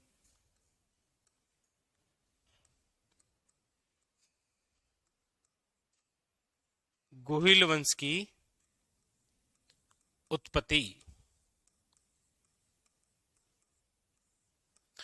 और गुहिल वंश की उत्पत्ति के बारे में हम चर्चा करते हैं तो हमारे पास में तीन बातें हैं। देखो कि गुहिल वंश की उत्पत्ति कैसे हुई है। गुहिल वंश की उत्पत्ति के बारे में हम चर्चा करते हैं तो पहला कथन है वो है आपके कर्नल जेम्स टोड का। Colonel James Tod. अभी हम सिद्ध भी कर देंगे कि किसका कथन सही है और किसका गलत है। एक तो है कर्नल जेम्स टोड, एक इतिहासकार है जिसका नाम क्या है? अबुल फजल, और एक व्यक्ति है जिसका नाम है आपके सामने डॉक्टर G.H. ओझा। ठीक है, देखो कर्नल जेम्स टोड ने गुहिल वंश की उत्पत्ति के बारे में क्या कहा है। कर्नल जेम्स टोड की अनुसार तो ये जो कहानी है एक छोटी सी स्टोरी के रूप में है। अभी हम बताते हैं। टोड ने यहां पर यह कहा है कि गुहिल वंश की जो उत्पत्ति है वो वल्लभीनगर साम्राज्य, और वल्लभीनगर साम्राज्य कहां पर है? गुजरात में। कर्नल जेम्स टोड ये कह रहा है कि जो गुहिल वंश है वो वल्लभीनगर साम्राज्य के शासक, हाँ, शिलादित्य के वंशज हैं।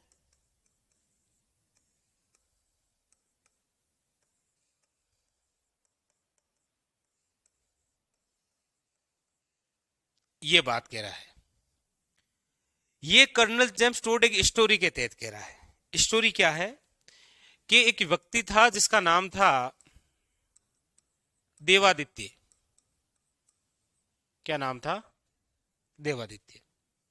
ऐसा कहते हैं कि जाति से ब्राह्मण था। इसकी एक पुत्री थी,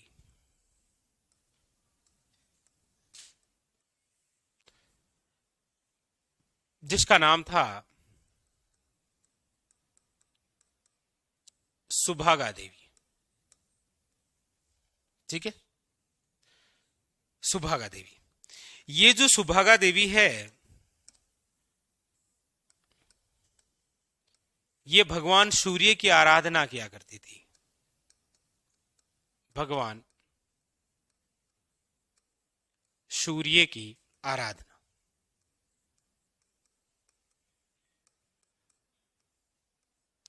तो एक दिन इनके सामने आ गए भगवान सूर्य। बोला बेटा रोज सुबह सुबह आओ आओ, ये लो आ गए, बताओ क्या चाहिए। तो मतलब इनको विश्वास नहीं हुआ कि ऐसे कैसे आ सकते हैं।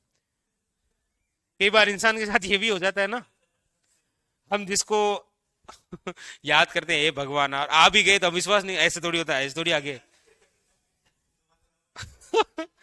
मनुष्य है ना, बड़ा खतरनाक आदमी है ये। ये भगवान पे विश्वास नहीं करता है। तो आ गए भगवान सूर्य और बोला बोलो बेटा क्या चाहिए। तो बोला यदि ये भगवान है तो चलो ट्राई कर लेते हैं। तो इन्होंने कहा कि मुझे पुत्र चाहिए, जबकि ये एक कुंवारी कन्या थी। तो भगवान सूर्य थे, बीज मंत्र फूंक दिया, यहां मुझे कोई नहीं पूछेगा, ऐसे कैसे हो गया, हो गया तो हो गया। उस समय हो जाते थे। तो सुभागा देवी के क्या हुआ कि बीज मंत्र से एक चिंटू हुआ।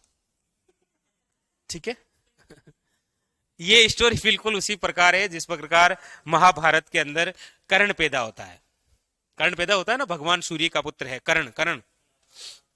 पांडवों का सबसे बड़ा भाई वही था, छठा। तो उस प्रकार सुभागा देवी के भी बीज मंत्र फूंका और एक चिंटू हुआ। अब ये चिंटू आगे चलकर खेलने लगा, बच्चों के साथ खेला करता था। तो बच्चे बोल दिया करते अक्सर, छोटे गांव के बच्चे है ना, छोटे छोटे, हाँ ये बड़े कमाल के होते हैं। ये अक्सर कह देते बस हर बाप कौन है, गांव में कहे कौन का गांव। शेर वाले तो क्या है वो, मतलब थोड़े से कहते अंकल थोड़ा सा उधर खिसकना, ऐसे शेर वाले बच्चों की चोट। गांव में से तो थारा बाप को आई नाम है, तो ऐसे पूछ लेते थे खेलते खेलते, तो पूछ लिया बाजी कौन। तो ये गया मम्मी के पास, बोला पिताजी कौन है। तो सुभागा देवी ने भगवान सूर्य की आराधना की और बुलाया। तो इस बच्चे के सामने ये भगवान सूर्य आए और बोला बेटा मैं ही हूं थार बाप, बता काई जोईजे। तो बोला बेटे चिंता नहीं करनी है। इसको एक पत्थर दिया, इसको एक पत्थर दिया और बोला जहां पर ये स्थापित करेगा वही साम्राज्य तेरा है। उस पत्थर, उस शिला की वजह से इसका नाम क्या हुआ, शिलादित्य। इसका नाम क्या हो गया, शिलादित्य।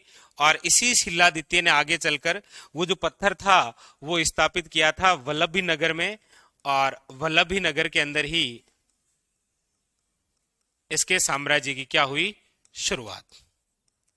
वल्लभी नगर साम्राज्य जो कि कहां पर है, गुजरात में। गुजरात के पास में ही सटा हुआ क्षेत्र है हमारा माउंट आबू। तो शिलादित्य अक्सर वहां आया करता था। आबू परमार की एक राजकुमारी है जिसका नाम है पुष्पावती,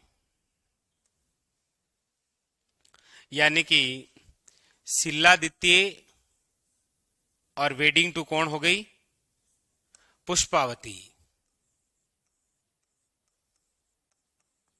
शिलादित्य का विवाह किससे हुआ, पुष्पावती से। ये पुष्पावती कौन है, तो याद रखिएगा आबू परमार की राजकुमारी, आबू परमार की राजकुमारी।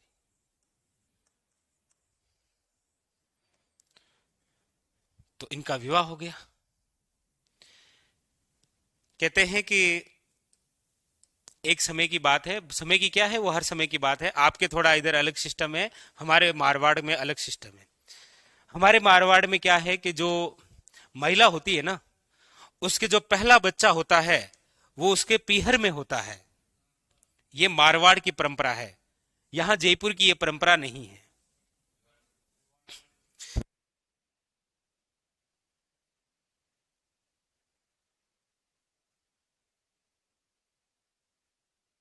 लेकिन आप मारवाड़ और मेवाड़ की बात करेंगे ना, मेवाड़ में भी तो यही है ना। मारवाड़ और मेवाड़ के अंदर जब किसी महिला के पहला बच्चा होता है तो वो उसके पीहर में होता है। क्यों होता है ऐसा, क्यों है मतलब, पहलो जापो मां करावे। क्योंकि एक महिला जितनी अपनी मां के पास सुरक्षित रहती है ना, उतनी वहां नहीं रह पाती, और वहां कहां नहीं रह पाती तो आप जानते हैं। तो पुष्पावती गर्भवती हो गई। गर्भवती होने के बाद पुष्पावती तो कहां आ गई, आबू के अंदर। पीछे से क्या है कि शिलादित्य पर आक्रमण हुआ और आक्रमण के अंदर वीर गति को प्राप्त हो गई। कौन, शिलादित्य। लेकिन उस समय यह भी परंपरा थी कि किसी के पति की मृत्यु हो गई है तो पत्नी को सती होना पड़ता है, यह भी परंपरा थी। लेकिन एक ये शर्त भी थी कि वो महिला सती नहीं हो सकती जो पेट से है, यानी कि जो गर्भवती है। तो पुष्पावती उस समय क्या थी, गर्भवती। लेकिन आगे चलकर इन दोनों के पुत्र हुआ। चलो एक बार तो हम ये मानते हैं इन दोनों के पिंटू हुआ। पिंटू होने के बाद में पुष्पावती ने इस पिंटू को एक ब्राह्मण महिला थी जो कि विधवा थी, जिसका नाम था कमलावती, उसको दे दिया और स्वयं क्या हो गई, सती हो गई। वो ब्राह्मण महिला थी, विधवा महिला थी, तो उस हाँ? वो ब्राह्मण महिला थी ना, हाँ, सती होने की महिला केवल राजपूतों में थी। तो उसको दे दिया, उसको दे दिया। तो अब वो भी विधवा थी, लोग क्या क्या बातें करेंगे, और आपको पता ही लोग, चार लोग क्या कहेंगे, ऐसी बात सुनते हैं ना। तो चार लोग कुछ नहीं कहेंगे, चार लोग ये कहेंगे सब्जी ये ठंडी है गर्म लेके आओ, पूड़ी ठंडी है गर्म लेके आओ, नमक कम है इसमें दाल में। चार लोग ये कहेंगे और कुछ नहीं कहेंगे।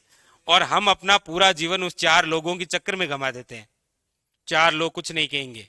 आपके जीवन पर आफत आएगी तो वो चार लोग कुछ कहने नहीं आएंगे, ठीक है। हम उस बात का टेंशन लेते हैं जो मरने के बाद में कहेंगे कि ये सब्जी ठंडी है। वो चार लोग हैं, वही पांचवा क्यों नहीं मिलता भाई? तो चिंता नहीं करनी जीवन में, ठीक है। उन चार लोगों के क्या कहेंगे, इसके पीछे आपको अपने जीवन के 80 साल नहीं गुजारने हैं। तो पुष्पावती सती हो गई, उस ब्राह्मण महिला को दिया। तो ब्राह्मण महिला भी क्या है कि इस बच्चे को लेकर एक गुफा में चली गई। उस गुफा के आसपास में भील जनजाति रहा करती थी। तो धीरे धीरे बड़ा हुआ तो उनके साथ में खेलने लग गया। अब देखो, आसपास में थी भील जनजाति, लेकिन ये जो बच्चा था ये तो एक राजा का पुत्र था जिसका नाम क्या था, शिलादित्य। कहीं ना कहीं अपने वंशज का जो गुण है वो अपने आप पैदा हो जाता है। कभी खेल खेल के अंदर ये बच्चा राजा बनता और सामने पूरी क्या बनती, जनता। ऐसा भी होता सीन। ये गुफा में रहने की वजह से ही इसका नाम क्या हुआ था, पहले नाम हुआ था गोहो, आगे चलकर कहलाया था गुहिल, फिर पता चला ये तो इसका है तो पीछे लगा दिया गुहिलादित्य। कैसे क्या है वो तो हम इसके बारे में जब पढ़ेंगे तब पता चलेगा, ठीक है। तो इनका पुत्र हुआ कौन सा, गुहिलादित्य। और अभी हमने पढ़ा है कि गुहिल वंश के जो संस्थापक हैं वो कौन है। हमें तो केवल ये बात सिद्ध करनी थी, किसकी, टोड ने और कहीं सच बोला कि नहीं बोला, यहां तो सच बताया डोकरे ने। हाँ? तो इन्होंने कहा, कर्नल जेम्स टोड ने, कि ये जो गुहिल वंश है ये वल्लभी नगर साम्राज्य के शासक शिलादित्य के क्या है, वंशज हैं। अबुल फजल क्या कहता है, अबुल फजल ये कहता है कि ये जो गुहिल वंश है, ये गुहिल वंश ईरान के नौशेखा आदिल की संतान है। ईरान जो देश है ना,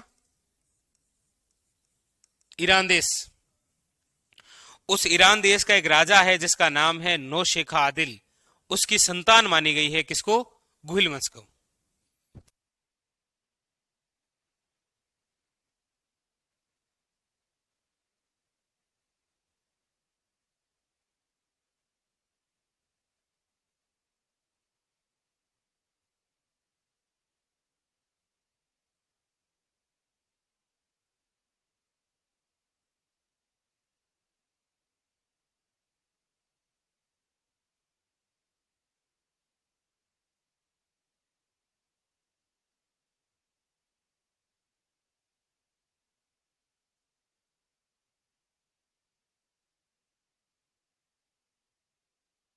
तो ईरान के नौशेखा आदिल की क्या रही है संतान, ये बात मानता है अबुल फजल, हम नहीं मानते।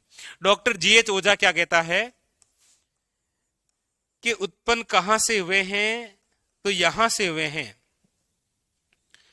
और जबकि देखिए, इसकी जो मम्मी थी, कहां गई इसकी मम्मी, कहां गई मम्मी इसकी ये देखो सुभागा देवी, ये किसकी आराधना करती है, भगवान सूर्य की, यानी कि सूर्यवंशी भी है ये, ठीक है। सूर्यवंशी है तो सिंपल सी बात है, भगवान श्री राम के वंशज है ये, क्योंकि भगवान श्री राम भी सूर्यवंशी थे। तो पहले तो आप ये बना लो, ये तीन बातें लिख लो। हाँ, कमला चाची को दे दिया, बिल्कुल सही है।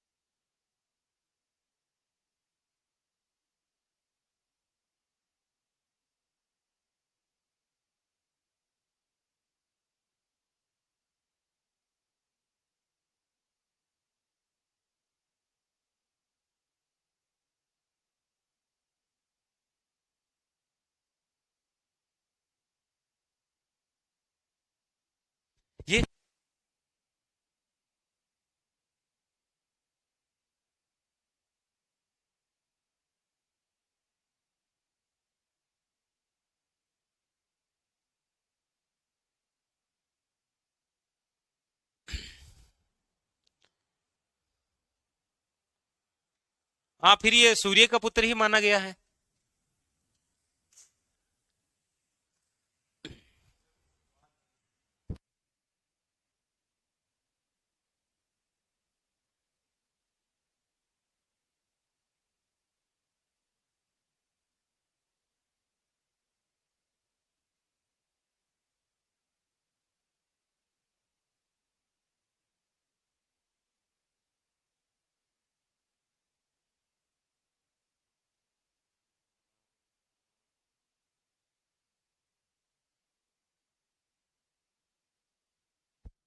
चलो फिर आज के लिए इतना ही, ये उतार लो। और